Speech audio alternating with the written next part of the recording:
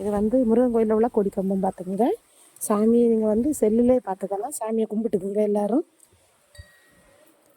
மணி அடிக்குது பற்றியோல நாங்கள் வர முன்னாலே தானாலே மணி அடிக்குதுன்னு அப்போ கடவுள் எவ்வளோ ஒரு இதை கொடுத்துருக்காருன்னு பார்த்துக்குங்க. சரியா?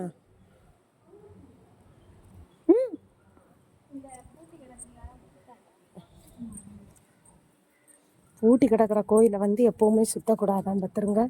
அந்த இதுகளை யாரும் பண்ணாதுங்க, அந்த தப்புகளை. சரியா?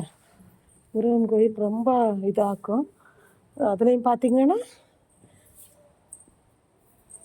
கும்பிட்டுக்குங்க, நடைய பார்த்தே கும்பிட்டுக்குங்க. பார்த்தீங்கன்னா சுற்றி இந்த மாதிரி தான் இருக்கும். கோயிலை சுற்றி பார்த்தீங்கன்னா இந்த மாதிரி இருக்கும். பார்த்துக்கோங்க. முன்னாடி வந்தால் முருகன் கோயிலுக்கு வந்தால் இதில் தான் காலெல்லாம் கழுவோம்.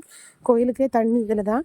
இப்போ தூர் வாரி இருக்கனால இதெல்லாம் கொஞ்சம் சுத்தம் செய்திருக்காங்க. புரியுதா?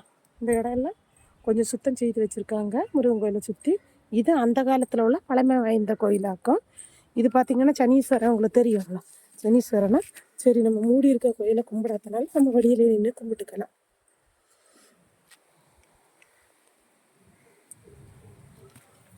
உங்களை சாமியை பிடிக்கும் தானே? பிடிச்சா லைக் பண்ணுங்கள், ஷேர் பண்ணுங்கள், சப்ஸ்கிரைப் பண்ணுங்கள். ஓகே.